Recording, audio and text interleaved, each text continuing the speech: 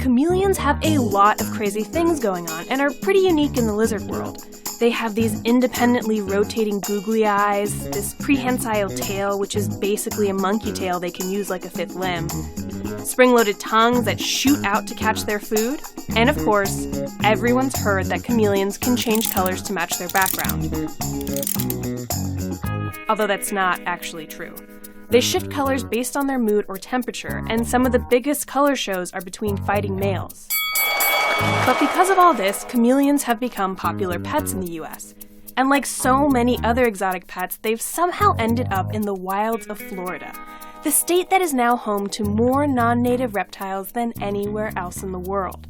But what's curious about chameleons is, in contrast to more infamous outsiders like the Burmese python or the Argentine tegu, they don't actually spread far on their own. They're slow-moving lizards that tend to stick to a small range. So how is it that they've been making their way through South Florida for years and no one is really talking about it?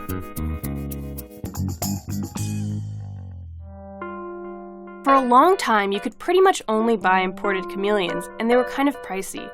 The importers were getting shipments from across the world, hundreds of thousands over time, mostly from Yemen and Madagascar. And some people figured they could make their living buying and selling reptiles. Anywhere you see pretty green trees on this entire house here was 100% decaying shelters for lizards and snakes and aardvarks, like Dr. Dolittle on acid kind of thing. It was crazy. This is Brandon. His family owns a popular fruit stand in South Florida. And on one of their orchards is a home that was once rented out to a reptile dealer. The animals, you can see the ones that were in the cages, but then you can see the trees next to it, and it's the same lizards. They ended up evicting the reptile guy, and Brandon's brother moved into the house. But word had gotten out that you could find escaped chameleons on their orchard. My brother was up one morning, he was taking a shower, and he caught a light out of his window where it shouldn't have been a light. So he just panicked, grabs his pistol, and he runs out the door, naked as a jaybird, pistol firing in the air and trying to figure out what's going on. There was definitely people in the back hedge, which works great for the chameleons. Okay, who would risk getting shot at in the middle of the night for a chameleon? It'd be better to get back to the road because there's a lot more area for us to spread out. I got one.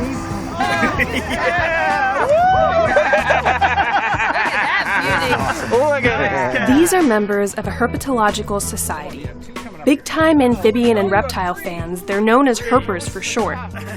In our free time, we don't go out drinking, we go out herping.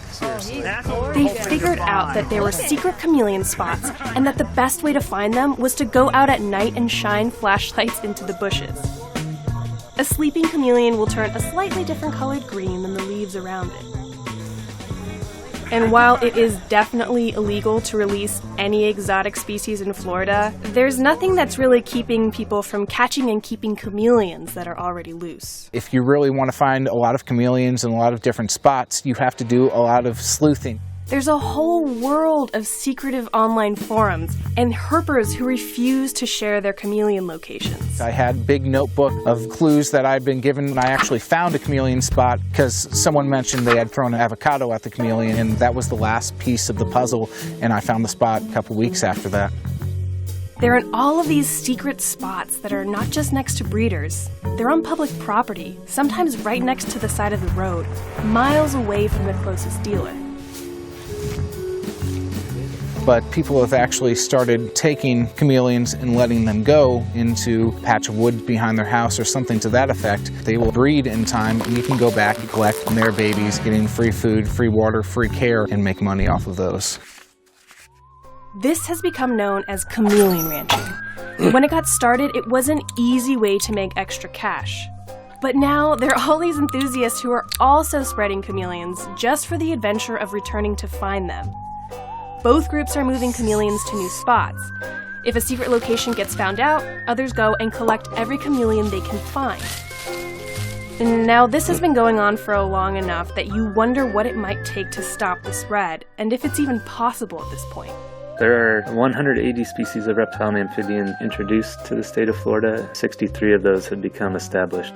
We would love to tackle every invasive species problem that comes up, but we don't even have the resources to tackle the high priority ones correctly. You know, chameleons are pretty low on the totem pole. Not enough studies exist to know if chameleons are truly invasive, and so they remain somewhat unchecked in the shadow of more damaging reptiles. And as wild and captive-bred Florida chameleons were added to the market with a reputation for being hardier, the shipments from lizards caught and sold in their home countries actually dropped. So for better or worse, between all the guns, shadows, and secrets, it seems like these chameleons are here to stay.